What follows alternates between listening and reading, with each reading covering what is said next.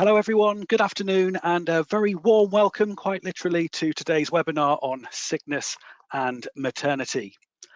This is one of our special webinars this week celebrating National Payroll Week 2023, where if you attend at least 3 out of the 5 webinars taking place this week, you will earn your very own learning badge. And Calvin's going to tell you a little bit more about that at the end of the webinar.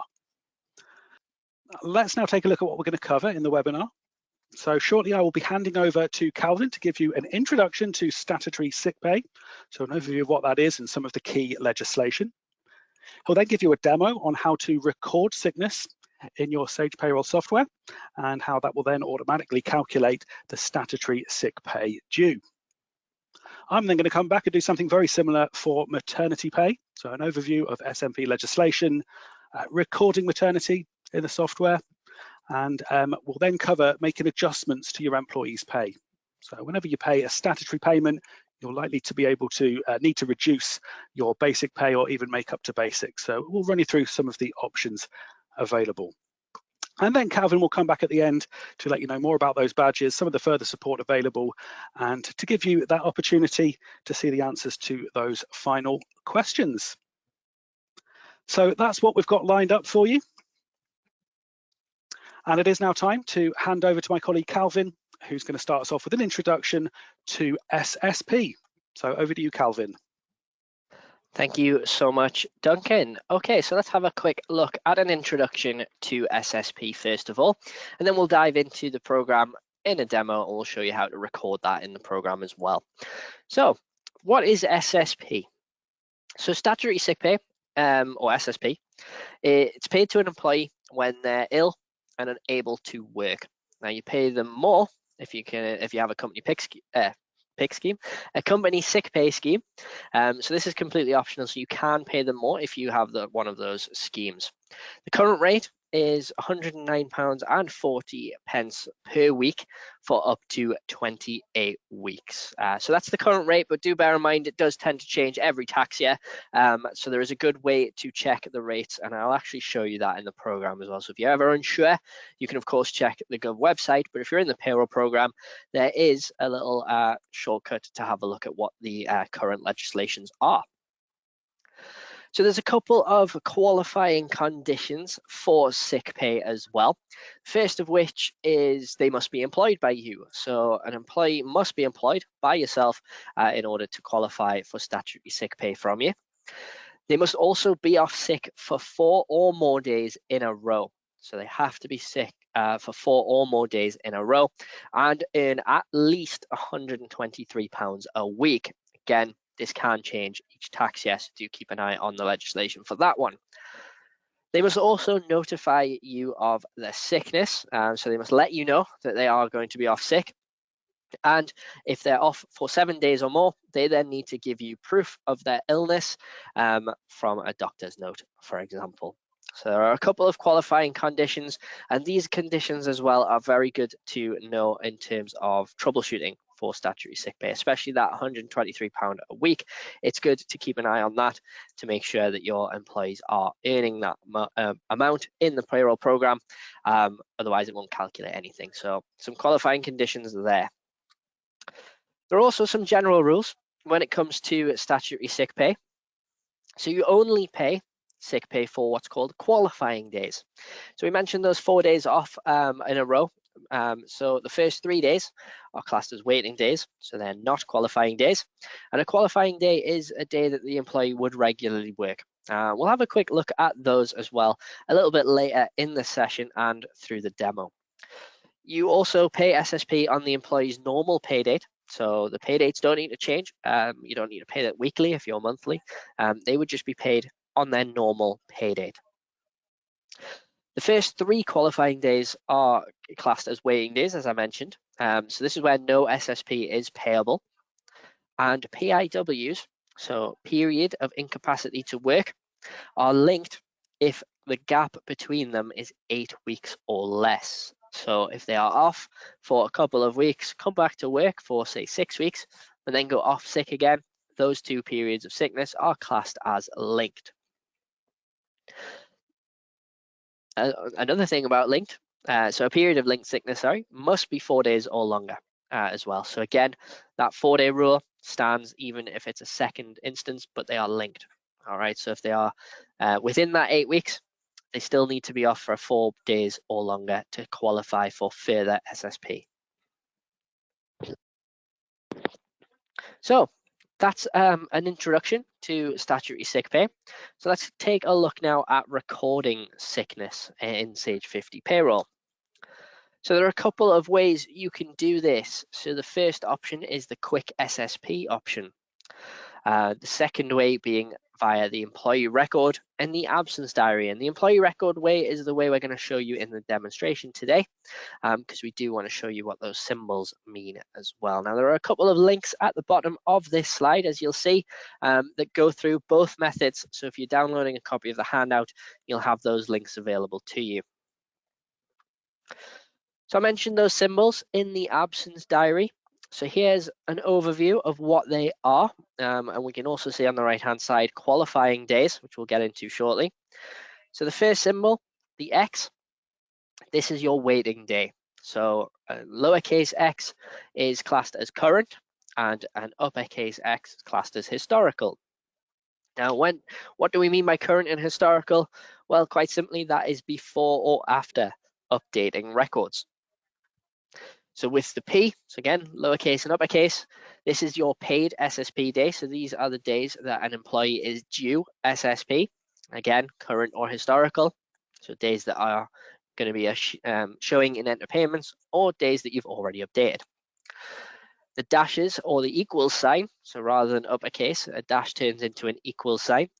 These are non-qualifying days. Which again, like I say, I'll talk to you about that when I get to the right-hand side part. Again, current or historical.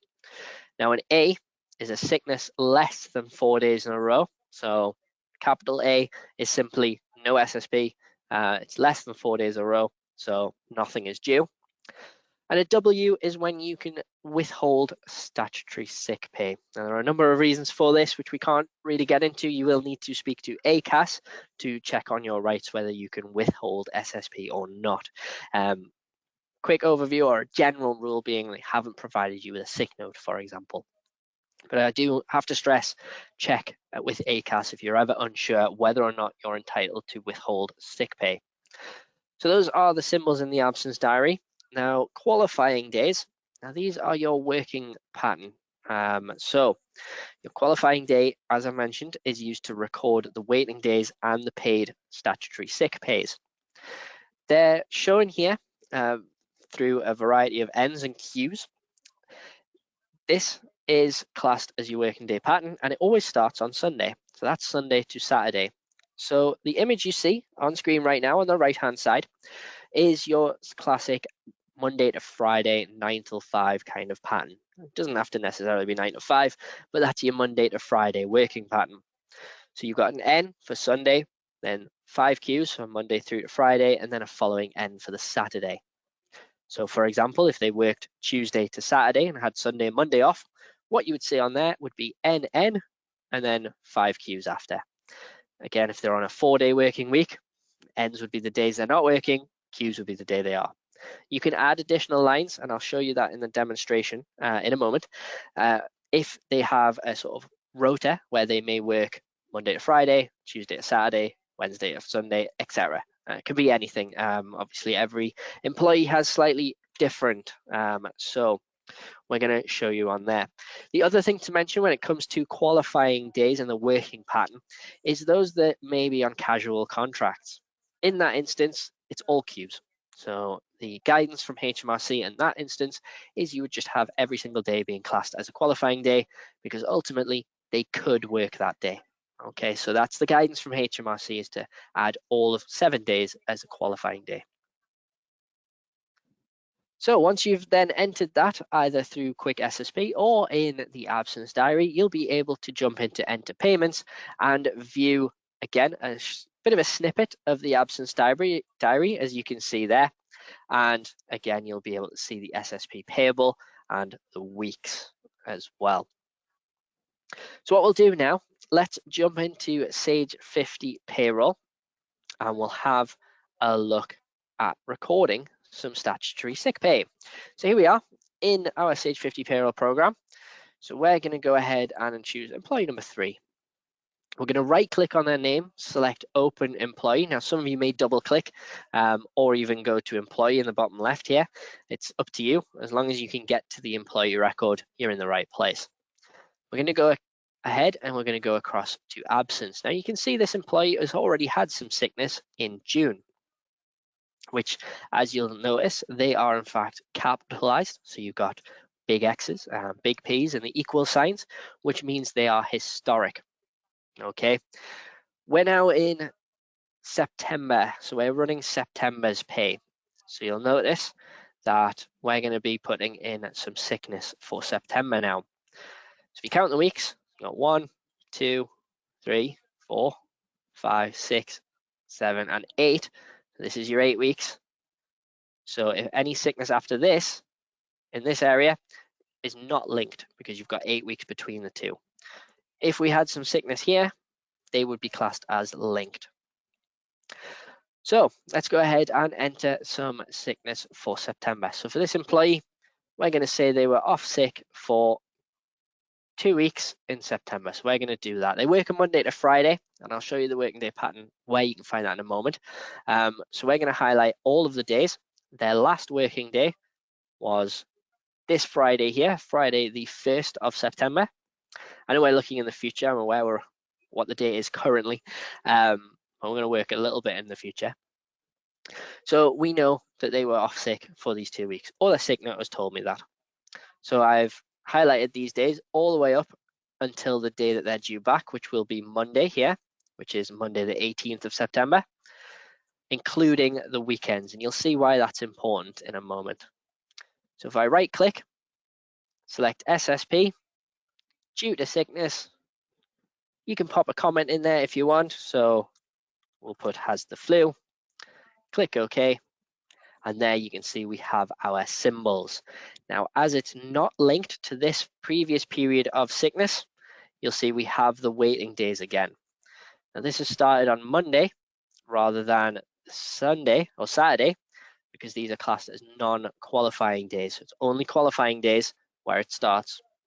So we, in essence, have a full week and 2 days worth of statutory sick pay for this particular employee. Now, if you need to remove any sickness or you've accidentally highlighted the wrong days, to do this, highlight the days again, right click, and just select none. You'll see it goes back to normal. So we like to show this because it's the quickest and easiest way to highlight the sickness, in my opinion, but you can, of course, use quick SSP if you prefer. Now, I mentioned the linked period. So if I go ahead, remember we got 8 weeks up to here, so let's just do July. If he was off this week or these 2 weeks, again, right click, SSP, due to sickness, you'll notice there's no waiting days this time. Even though there's a week there, that's because these two periods are classed as linked. So that's the key difference, just to show you what it means by linked.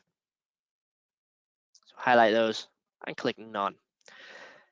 Now I mentioned that they needed to be off for 4 or more days to be able to qualify for SSP.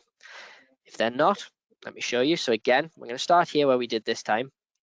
We're only going to go over to the Wednesday though. So on the diary, it does look like 5 days, but remember qualifying days plays in effect. I click SSP, due to sickness, click OK. You see we've just got the 3 waiting days now. So they're not going to be getting any SSP because there's only waiting days that are in there. However, if we extend this for the right amount of time, we now have the P's in again. So that just showcases why they have to be off for 4 days or more, and when it comes to qualifying days as well, in order to qualify for statutory sick pay. Now I mentioned the working day pattern and how that's important. So we need to go to further information down here into the SSP button. So we click on that. We're going to save those changes. And here is where you can check their average earnings to make sure that they're above £123. You can see how that's calculated as well. And here is where you can go and set the qualifying days. As I mentioned, This employee is in fact on a Monday to Friday standard. If we needed to add any lines, we can do. So if I use that example I said earlier of Tuesday to Saturday, we would enter it like that. Or we can click the drop down and there's some presets for you. So we've got a couple that are preloaded, including that all queues for those casual workers who in theory could work any day. If you need to delete a line, simply highlight, backspace on your keyboard or delete, and then move on, and that's it. So if I then switch tabs quickly, it's now gone. So that's how you would add additional working day patterns if they're on a rotation. You would also need to set the pattern start date. So when did they start that rotation? So this one's set as the 4th of the 4th, 2021. And that's when this week first begins. And then what the program will do is it will cycle through each line as it goes through weekly. So if we had, let's just use some of the presets. Pattern like this, for example. After the 3rd week, it would revert back to this. So the 4th week would be this one. Okay, so that's how the working day pattern works. And we'll just go back to standard 5-day a week. Yes, we want to continue. There we go. And once you've done that, you can save the record and click close. And that's your sickness now recorded in Sage 50 Payroll. If I jump into enter payments, go to the SSP/parental leave, which will be familiar to you by the end of this webinar, hopefully. You'll see there we have that snippet of the absence diary, and you can see we have our statutory sick pay with 1.4 weeks, which is the 5 days and 2 days in decimal form, with a total amount of SSP payable by £153.16. So that's all there is to it when it comes to recording statutory sick pay in Sage 50 Payroll. And with that, it's now time to hand back over to Duncan, who's going to take you through statutory maternity pay, or SMP. So over to you now, Duncan. Thank you very much, Calvin. So from one statutory payment onto another, and we're going to look at statutory maternity pay, or SMP for short. And similar to Calvin's section, we're going to run through a little bit of background on the legislation, and then I'll give you some demos on recording these details in your software. So by way of an introduction, SMP stands for statutory maternity pay. It's paid by employers to qualifying employees when they take time off to have a baby. It is statutory, so you have a legal requirement to pay it. It is paid at 2 different rates. So for the first 6 weeks of maternity leave, the statutory payment is 90% of an employee's average weekly earnings. And then for the remainder of the 39-week entitlement, so 33 weeks, it is paid at a standard rate, which for the current tax year is £172.48 per week, or remains at 90% of average weekly earnings if that is lower. Now, to be eligible for SMP, employees must meet these conditions. So they'd be on your payroll in the qualifying week. That's the 15th week before the due date. They need to give you the correct notice of their intention to take maternity leave. They give you proof that they're pregnant. That's the MAP B1 certificate. And they need to have been continuously employed by you for at least 26 weeks up to the qualifying week. So in effect, 41 weeks up to the due date. They also need to be earning at least £123 a week gross in the 8-week relevant period, and that's the period that ends with the qualifying week. Now, just to illustrate where these dates fall on a timeline, let's take a look at the key dates working back from the due date, also known as expected week of confinement, or EWC. So counting back 15 weeks takes you to the qualifying week. And then counting back another 26 weeks takes you to the latest start date to qualify for statutory maternity leave. There's an 8-week period leading up to the qualifying week. So that's the set period where average weekly earnings are calculated, and that determines the higher rate and is also checked to make sure the employee is eligible. And then the earliest date that an employee can choose to start their leave is 11 weeks before the due date. The exception being if the baby arrives before that point, in which case the SMP will begin when the baby is born. For employees who are currently off sick with a pregnancy-related sickness, if they are still off sick 4 weeks before the due date, at that point they must transfer to SMP, even if they intended to start it slightly later than that. So those are some of your key dates, and you'll see some of these dates displayed when we go to record the information in Payroll. One other thing to note is that this type of statutory payment, in fact, all parental statutory payments can be reclaimed by the employer. So most employers would reclaim 92% of statutory parental payments paid. But if you qualify for small employers relief, you can claim 103% of your statutory parental payments. The qualifying conditions for SER, small employers relief, are that your total Class 1 national insurance contributions £45,000 or less in the tax year before the qualifying or matching week. So before you set up any statutory parental payment, it is worth checking that setting. Find it within company settings on the details tab. And if you take a look at your P32 for the prior tax year and have a look at the total national insurance figure, if it's £45,000 or less, you should tick that box so that you're reclaiming that higher amount as a small employer. So I'll show you that checkbox when we go into the demo. So that's just a bit of background on the legislation. Let's now talk about recording maternity. So a couple of things you're going to need. So you'll need some dates, the date your employee wants to start their maternity leave and receive SMP payments, and the baby's due date, which you will find on the medical evidence, usually the MAP-B1 certificate that they get from the midwife or doctor. So assuming you've got that information, you are then ready to set this up. So let's take a look at how that process works. So I am currently logged into my payroll, and before I enter the maternity details, I've checked my national insurance contributions for the prior year, and I've established that I am entitled to small employers relief. So what I can do is I can go into company and then settings, and I can just ensure that I have selected the eligible for small employers relief checkbox for 23 to 24. Now, if you don't qualify for that relief, you could check that that box has been cleared. Next up, I'm going to record the maternity details. There are 2 places you can do this. You could record them directly in the employee record, but I'm going to show you a slightly different way of doing this.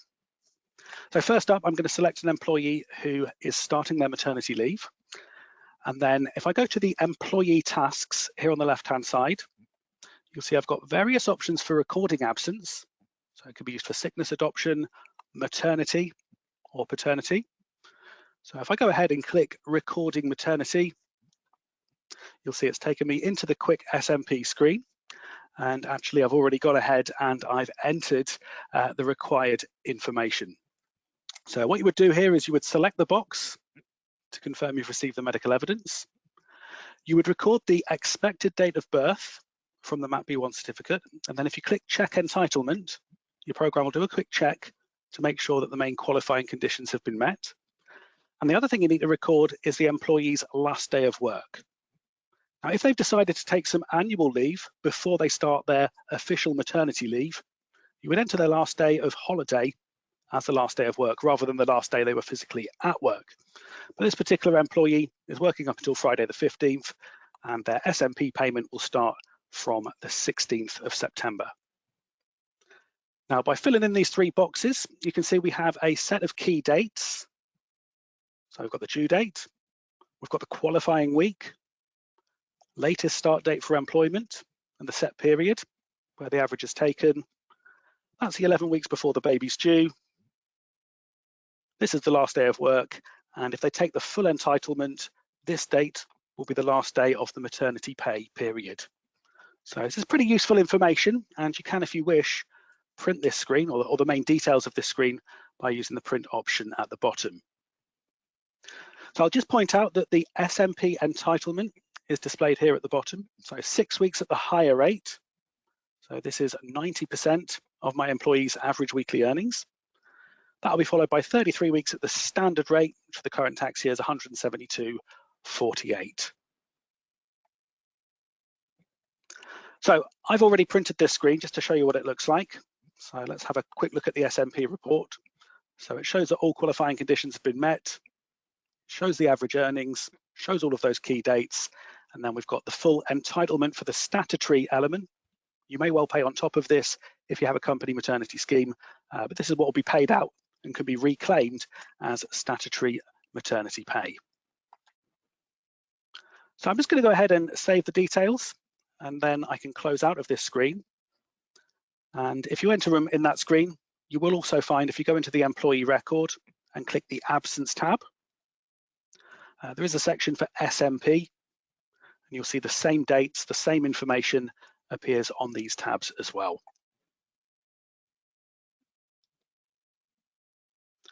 So once you've got all of the information entered, the statutory payment will calculate automatically. So if I go to my payroll tasks and set my pay date, so my pay date is the last day of the month, the maternity pay will calculate up to that pay date. So I just need to go into the enter payment screen. I'm ignoring the salary for now, so I'll come back to adjusting that. If we go to the summary tab, we can then see that we have some statutory maternity pay. So this is the amount that is being paid. And if you want to see a breakdown of this, if you want to see how many weeks this equates to, you can always select it and click the drop down arrow. And then if you select the entitlement tab, actually confirms the start of maternity pay period, the number of weeks currently due, which is part of the higher rate entitlement, and then the amount as well. So that is recording the maternity details. One of the advantages of doing it that way is you can print the report. The other advantage is that it makes it easier to reset the information if you've ever paid SMP before. So if I just select an employee that I know has received SMP in the past and go into the recording maternity link, it does tell me that I've already paid it to this employee.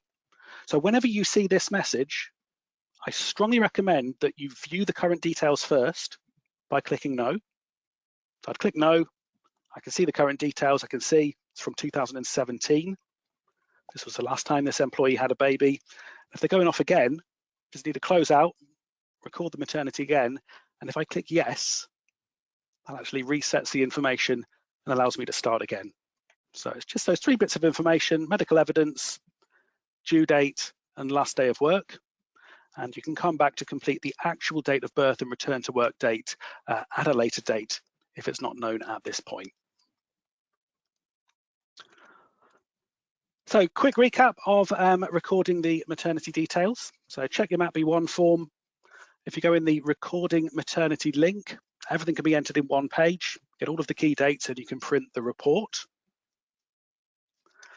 And then set your pay date, have a look in enter payments, and on the summary tab, if you'd like a breakdown of your statutory maternity pay, you can just click on it, click the drop down arrow, and check your entitlement tab.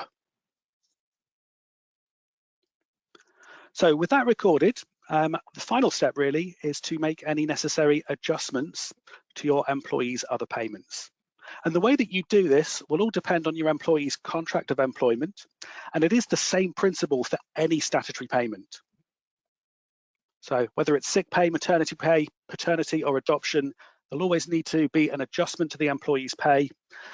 You might need to top up their pay, perhaps to their usual full basic. That's known as making up to basic. There might be another amount that you're topping up to, or you might only want to pay them their statutory pay, as that's all they're entitled to in their contract. So we're going to look at 2 types of adjustments: making up to basic and manual adjustments. So let's just rejoin the demo to show you this, and then we'll recap at the end. So obviously I've just set up maternity pay, but the principle is exactly the same for any of the other statutory payments. I've set my process date, so do make sure you've set this to your pay date. And then if I go into enter payments, as before, I currently have my full salary entered, £2,000 a month. And here on the summary tab, pick the one there, employee 1. Here on the summary tab, we've got our statutory maternity pay. So let's just say for this employee, we want them to receive their full basic pay for at least the first few months of the maternity leave. And to do this, we can just use the make up basic option, which will do an automatic adjustment to the employee's basic pay. So the way that you do this is you enter the full amount you want them to receive. So always reset this first. So I've got this at £2,000. Go to the summary tab and click Make Up Basic. You'll see a prompt telling you that you'll need to adjust the hours or number value for salary in this case. And I can click Yes to continue. And what you should have noticed is that my salary payment has reduced. The total gross pay now shows the £2,000 I wanted to pay them in total.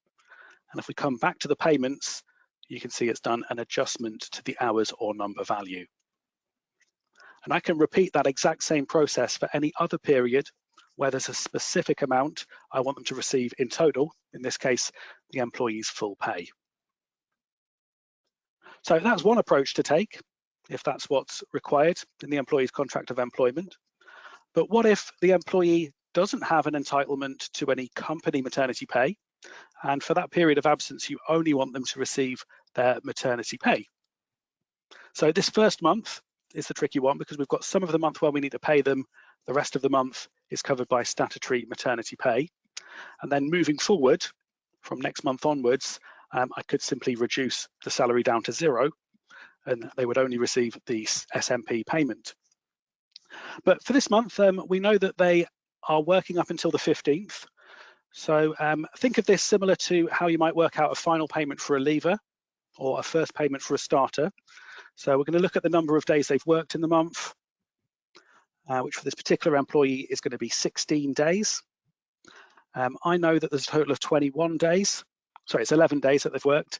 There's 21 days, working days in September. So if I was going to make a manual adjustment, what I might do is I might adjust the hours value by entering 11 days divided by the 21 days in the month, reducing their salary to reflect what I want to pay them. Now that is just one example of how you might work out a part month's salary. Some people will base it across the year, so like the number of days in a they work in a year and calculate a daily rate that way. But you'd probably stick to the same principle as how you work out a part month salary or part period salary for someone who is starting or leaving.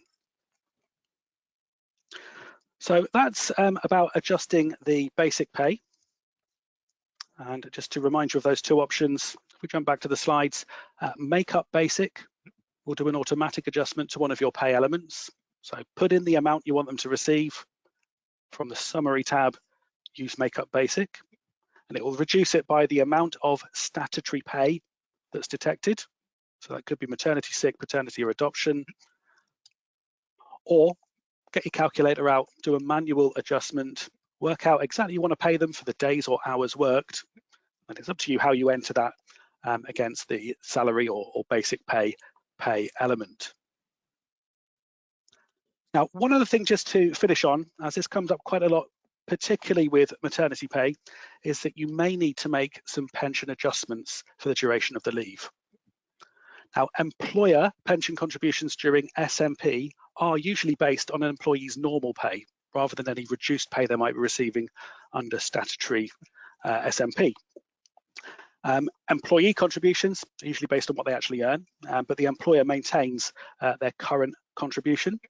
So the best way to handle this is to override the employer contribution. So instead of calculating a percentage of that lower amount, you are paying a fixed amount equivalent to what you'd be paying into their pension if they were receiving normal salary. So I'll quickly show you where you can do that pension adjustment. So let's say for this employee, we want to maintain the employer contribution at £44.40 per month. That's what the employer normally puts in. I can go to the pensions.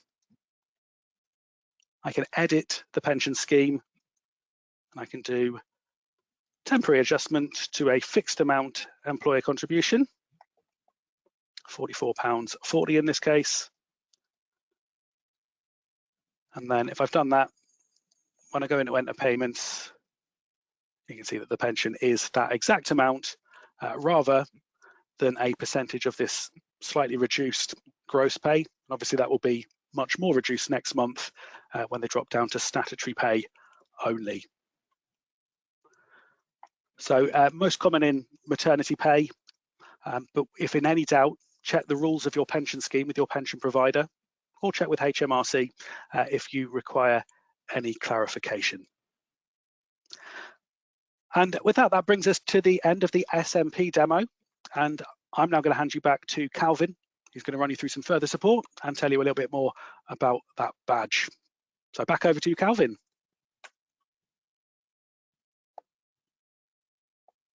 Thank you so much, Duncan. Okay, so let's bring up first and foremost my screen, and we'll have a look at those further support options.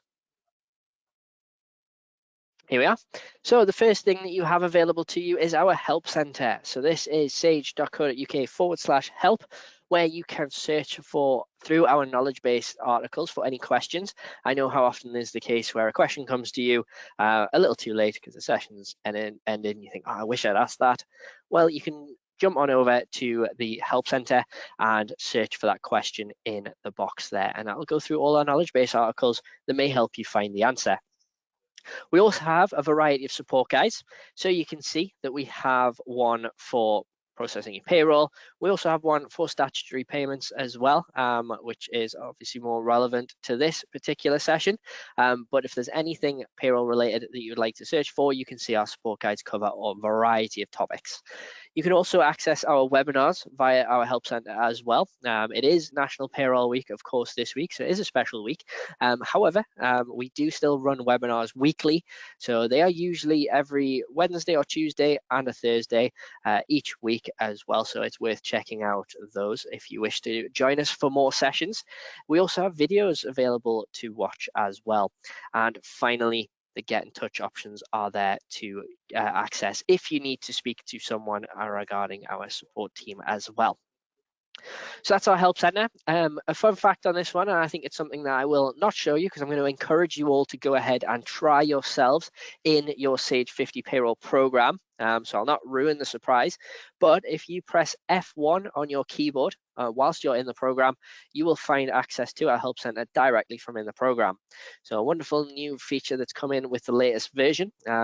If you click any of the help icons or press F1, you can access our help center directly in the program. And you'll notice if you're in the absence diary, for example, when you press F1 or hit the help button, you'll get help all specifically about employee absence, so maternity or sick pay. So again, I do encourage you all to give that a go, maybe whilst you're in the webinar today, if you're already in your Sage 50 payroll program. The next thing to talk about is Sage University. So this is a wonderful resource available to you. So it's free to register. There's some amazing e-learning courses, some Sage Payroll certifications. If you're interested in earning the badge that I'm about to talk about, there's even more that you can find on Sage University. You can also find bite-sized learning, and the best part about this is you can do it at your own pace and in your own time as well. So I do really highly recommend, and I couldn't recommend it enough, to go check out Sage University. It's an ideal resource to help learn the program a bit more, and as well to help train up someone. If you're looking to get some help in the office around payroll, you can use the assets here to help them get to grips, or if you're looking for someone to replace you because you are moving on up the ladder, then that is a great place to send them as well. Okay, so that is the further support that we have available. I do want to talk a little bit about what's going on this week regarding to the badge, as Duncan mentioned.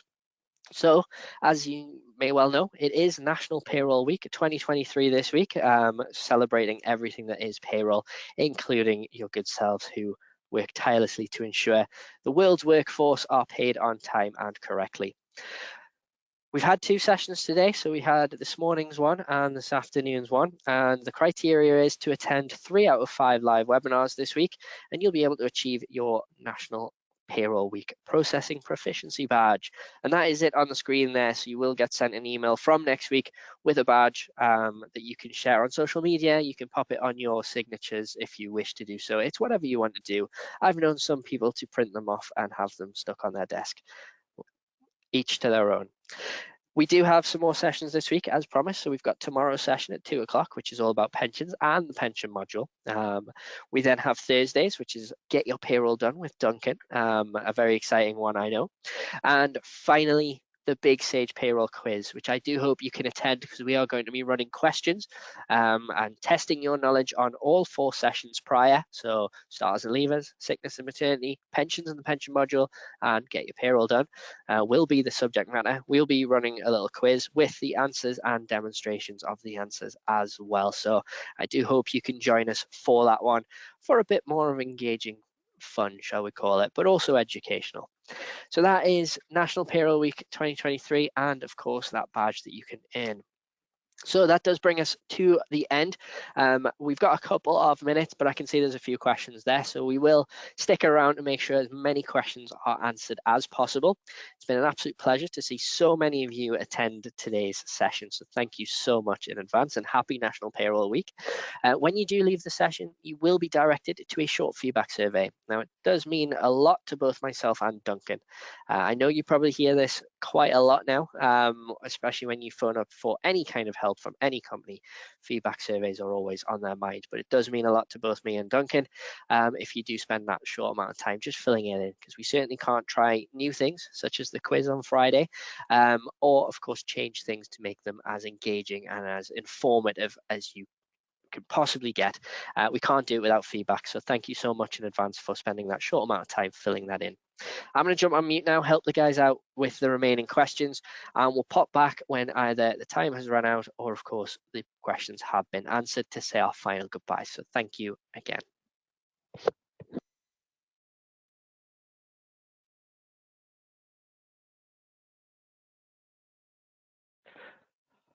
Okay, everyone, we have come to the end of the session. I appreciate we've overrun a little bit, but we stuck around for as long as possible to get as many questions answered as we possibly could. I appreciate we may have had a slight delay on getting those questions answered, so I do apologize in advance for that one, as I know we were extremely busy, but hopefully we got all of them done, if not as many as possible. So again, apologies if you haven't had your question answered, but we are going to have to wrap it up at this point now. We did try to stick around for a little bit longer. I hope you've enjoyed it and found it as informative as possible. A quick reminder that you'll be directed to that feedback survey after, and it is really important to us if you just fill that in for me. That would be great. Thank you so much. Hopefully we'll see you on some more webinars this week. A reminder that we've got one tomorrow as well at 2 o'clock again. So I look forward to seeing as many of you on that session as there was today. So thank you again. All that's left for me to say is I hope you're all looking after yourselves out there, staying safe still, of course, and hopefully we'll see you on the next one. Thanks for watching.